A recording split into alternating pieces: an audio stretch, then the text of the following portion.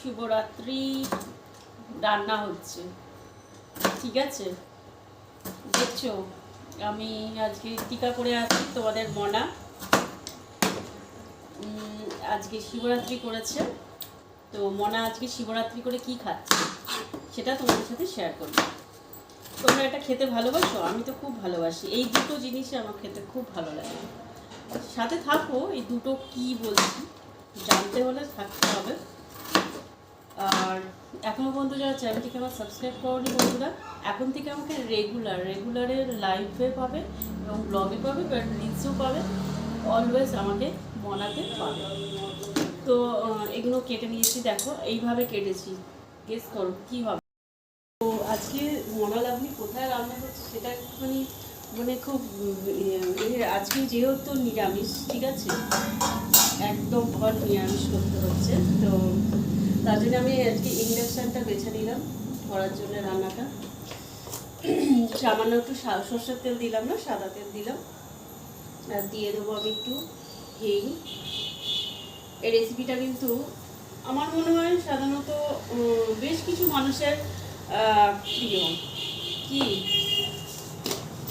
আমার তো খুবই প্রিয়। আমি ম্যাক্সিমাম সময় নিরামিষের দিন, আমার তো শুক্রবার করে নিরামিষ, তোমরা জানোই আমি নিরামিষ খাই, তো এটা করি। আর ফোড়নটা কী কী দিলাম তোমাদের সাথে কথা বলতে বলতে কিন্তু কিন্তু ফোড়ন দিচ্ছি, সেটাও খেয়াল রাখো। ও হো, হিং দিলাম, শুকনো লঙ্কা দিলাম, 5 ফোড়ন দিলাম। ওকে,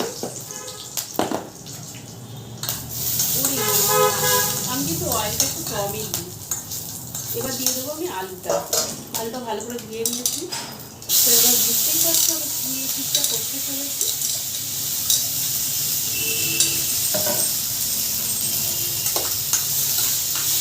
খুবই সাধারণ, কিন্তু স্বাদে অসাধারণ, যেটাকে বলে সাধারণ বাট স্বাদে কিন্তু অসাধারণ।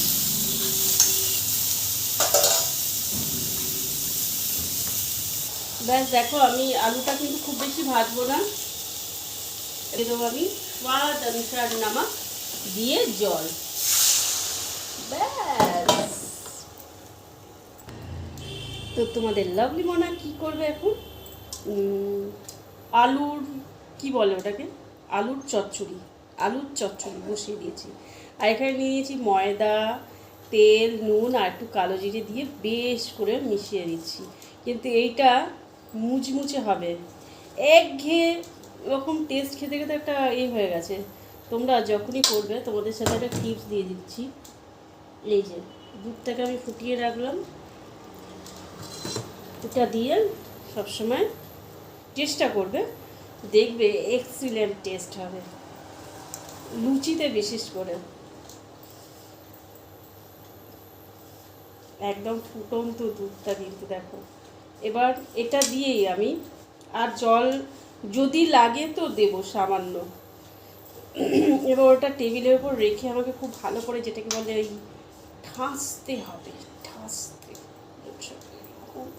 এরকম করে বলে না সেই ময়দা ঠাসা, সেরকমভাবে ঠাসতে হবে। এই হচ্ছে ঠাসা, হ্যাঁ একেবারে। তো এবার একটুখানি পানি লাগেগা, কারণ দেখো সবসময় লুচি ভাজার বিশেষ করে যখন আটা ময়দা মাখবে অবশ্যই একটু টাইট করে মাখতে হবে, তবে দেখবে লুচি খুব সুন্দরভাবে বেলা যাবে। আর দ্বিতীয়ত এই যে টিপসটা দেখালাম আজকে তোমাদেরকে, এরম একটু দুধ দিয়ে দেবে, আহা সোনায় সোয়াগা। তো আমি এটা করে ঠেসে নিই, তারপরে দেখো। তো ফাইনালি দেখো আমার মাখাটা হয়ে গেছে, আর খুব দারুণ একটা সফট ব্যাপার হয়েছে। এবার তেলও দেখো গরম আমি বসিয়ে দিয়েছি। এবার আমি এটাকে ওই নিচ্ছি। আজকে এই দিকটা রান্না করছি তো আমার নিজেরই একটা মানে অসুবিধে হচ্ছে, কারণ এইটুকু জায়গার মধ্যে বুঝতেই পারছো, তারপরে ইন্ডাকশানে একটু লেটও হচ্ছে। তো করবো বন্ধুরা, করতে হবে। বেলে নিয়ে আমি তো দেখো আমার লুচি বেলা কমপ্লিট। এই যেটা একটা ফুটিয়ে হোক, তেলটা কিন্তু অনেকক্ষণ আগেই আমি গরম করতে দিয়ে দিয়েছিলাম। এখনও মনে হচ্ছে খুব একটা ভালো গরম হয়নি, যদিও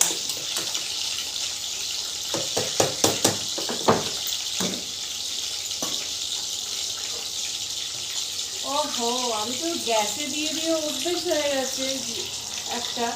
এখানে আমি কোথায় দেবো, এটা ইন্ডাকশানেই দিয়ে দিই। তেল এখনো গরম হয়নি, আরও তেল গরম হবে। ইন্ডাকশানেই দিয়ে দিই বলো।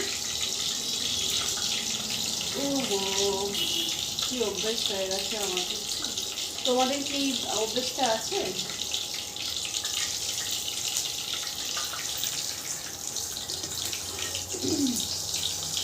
আরও তেলটা গরম হবে। আর অ্যাকচুয়ালি ইন্ডাকশনে করছি তো আমি ঠিক আন্দাজ পাচ্ছি না কীভাবে মানে কতটা কী হবে।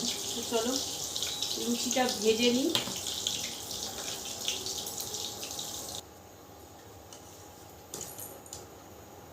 কে খাবে ফুলকো ফুলকো লুচি? তো আমার মোটামুটি কমপ্লিট।